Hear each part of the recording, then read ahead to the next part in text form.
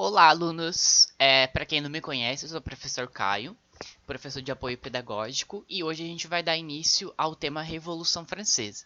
Então, o que eu quero que vocês entendam a respeito disso, né? Toda vez que vocês ouvirem essa palavra revolução, eu quero que vocês lembrem que revolução é transformação, né? Então, as revoluções elas ocorrem porque, de certa forma, existe um descontentamento na sociedade, né? Então, esse descontentamento ele vai ser político, econômico, social ou até mesmo todos eles da mesma forma, né? E é isso que a gente vai entender ao longo das nossas aulas. Eu acredito que vai umas 3, 4 aulas mais ou menos para a gente poder entender o que foi a Revolução Francesa, né, e por que isso aconteceu dentro da França, e a gente também consegue associar com algumas coisas que acontecem também na nossa atualidade.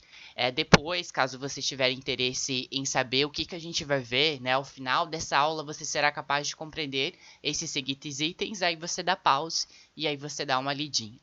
Então, eu quero começar com vocês a respeito dessa imagem. Essa imagem é de um pintor chamado Delacroix, e ele, de certa forma, ele não vivenciou esse processo da Revolução Francesa. Ele acabou vivendo um pouco depois, e aí, durante o seu tempo, ele acaba fazendo essa representação da Revolução Francesa, que é o que a gente vai comentar um pouco nas próximas aulas. Então, o que eu quero trazer para vocês, com base nessa imagem, é que toda vez que vocês forem pesquisar a respeito da Revolução Francesa, sempre vai trazer essa imagem, que para algumas pessoas ela pode ser uma imagem um tanto quanto obscena, por conta da mulher ter os seios de fora, enfim, não é esse o objetivo por trás dessa imagem, e a gente vai ver nas próximas aulas.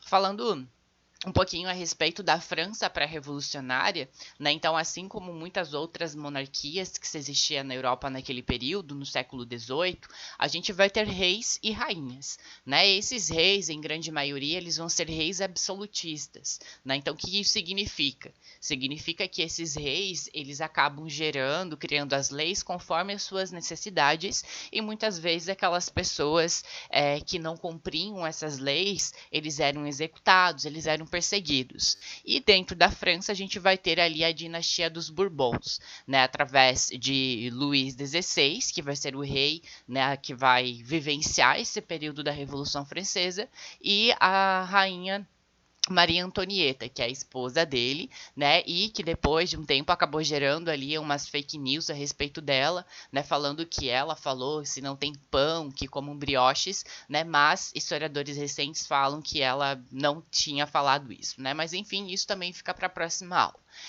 Falando a respeito da França, então, pré-revolucionária, ou seja, a França antes da Revolução Francesa, então o que acontecia, Quais são os fatores que levam a essa insatisfação daquela população, Então, uma das primeiras questões é que essa população ela tinha resquícios feudais naquela sociedade, Isso significa que, de certa forma, a França ela era pouco industrializada, Além disso, ela era considerada muito atrasada, se comparado, por exemplo, à Inglaterra, e as pessoas ali, em 85% da população, ela vivia num esquema de regime de servidão, Então, eles tinham alguns impostos feudais, e que, de certa forma, eles que bancavam aquela população, Enquanto o primeiro e o segundo estado, que é o que a gente vai ver um pouquinho mais à frente, não pagava nenhum tipo de imposto, o terceiro estado é que acabava sobrecarregado e tinha que bancar as festas luxuosas, por exemplo, que acontecia dentro do Palácio de Versalhes,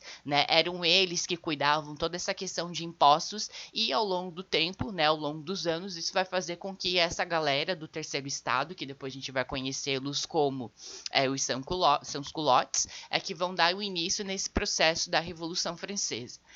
Além disso, a gente vai ter alguns outros fatores, como, por exemplo, a crise no campo, que eu vou comentar um pouquinho mais com vocês depois, algumas guerras que vão acontecer durante esse período, que vai fazer com que o aumento dos impostos ele aconteça, e esse terceiro estado ele fique totalmente insatisfeito, uma vez que eles já tinham impostos, e aí eles vão colocar mais impostos em cima de impostos, É óbvio que eles iriam se estressar, que eles iam ficar revoltados por conta disso, E outra coisa que eu quero que vocês entendam é que a Revolução Francesa, de modo geral, assim como outras revoluções que passam a ocorrer a partir desse período, elas vão ser totalmente influenciadas influenciadas pelos ideais do iluminismo, né? Tanto é que se vocês forem buscar a respeito do lema da Revolução Francesa, vocês vão entender que ele, né, é baseado nos ideais de liberdade, igualdade e fraternidade.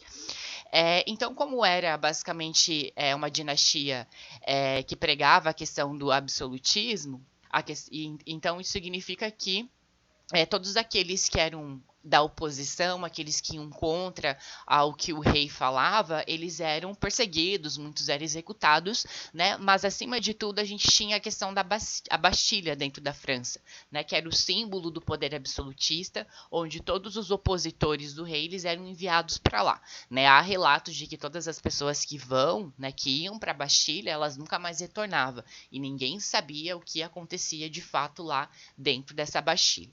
Falando um pouquinho então sobre a questão da sociedade, como eu falei, era resquícios feudais, ou seja, as pessoas, elas dentro dessa sociedade, elas não tinham uma mobilidade social, né? Então, por exemplo, se a gente fosse camponês, a gente jamais poderia se tornar um nobre, né? E aqui eu trago para vocês, né, esse esquema dessa sociedade que a gente fala de sociedade de estados, né? Onde a gente tem o primeiro estado, que vai ser composto principalmente pelos membros do clero, o segundo estado, que vai ser nobreza, proprietários de terras e títulos por herança, e a nobreza que comprava seus títulos de nobreza, né? E assim por diante. Basicamente a nata da sociedade, né? Ou ainda, em linhas gerais, aquelas pessoas que eram consideradas por terem sangue azul.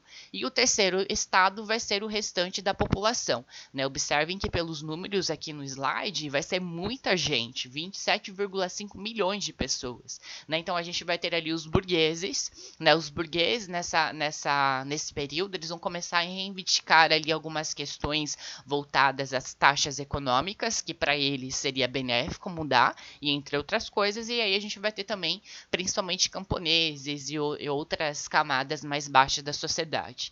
Se vocês observarem aqui essa charge, que já estava em alguns slides atrás, né, ela faz uma alusão talvez um tanto caricata a respeito dessa sociedade dentro da França, né, onde a gente tem aqui um velhinho representando o terceiro estado, que acaba levando tanto o primeiro quanto o segundo estado nas costas, né, lembrando que o terceiro estado era o único que pagava os impostos. Primeiro e segundo estado eram considerados grupos privilegiados dessa sociedade, né, e aqui para fechar nossa aula de hoje, a gente tem algumas outras questões que fazem com que essa população, o terceiro estado, eles acabem ficando cada vez mais insatisfeitos com essa forma de governar de Luís XVI, né? E acima de tudo, pela alta dos impostos, né? Então a gente vai ter a Guerra dos 7 Anos, que vai ser um conflito que vai influenciar o processo da independência dos Estados Unidos, né, vai ser um conflito entre a Inglaterra e a França vai perder e com isso o rei ele vai aumentar os impostos, e quem vai ter que pagar esses impostos? O terceiro estado.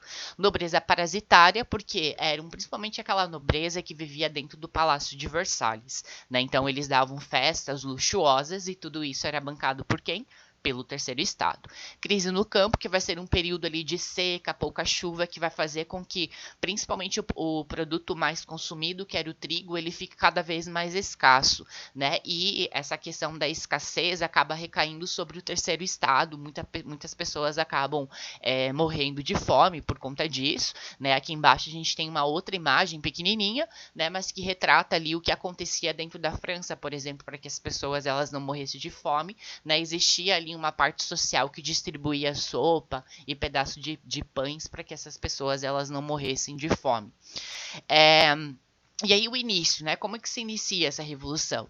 Né, ela vai se dar ali com algumas exigências por parte do terceiro estado, né? Onde eles vão pedir algumas mudanças, acima de tudo na questão do pagamento dos impostos, né? E em 1787 a gente vai ter a Assembleia dos Notáveis, né? Onde o rei, né, com medo de que alguma coisa acontecesse dentro da França, ele vai convocar ali o primeiro e o segundo estado, né? Para decidir se o primeiro e segundo estado, eles iriam pagar imposto juntamente com o terceiro, né? Como isso era uma votação, era uma reunião consultiva, primeiro e segundo estado falam que não queriam.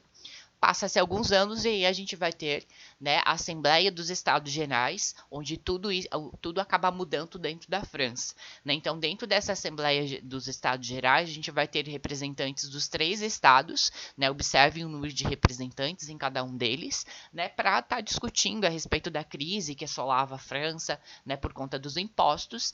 E o terceiro estado, né? Pensando que o voto ele seria por representantes, né? Estava todo feliz, achando que eles iriam conseguir mudar a sua própria condição dentro da França, né? Só que, no entanto, essa votação ela era por estamentos. Né? O que isso significa? Né? Que a votação ela vai ser um voto por cada estado. Então, se primeiro e segundo estado a falarem que não queriam pagar, então o terceiro estado perderia. Né? E é isso que acontece, o terceiro estado fica-se decidido que o terceiro estado pagaria esses impostos sozinhos, só que diferente, né, das reuniões passadas, né, dessa vez o terceiro estado, né, ele acaba indo para uma sala, faz um juramento, que fica conhecido como juramento da sala do jogo da pela, né, onde eles passam a exigir uma assembleia constituinte para a elaboração de uma constituição.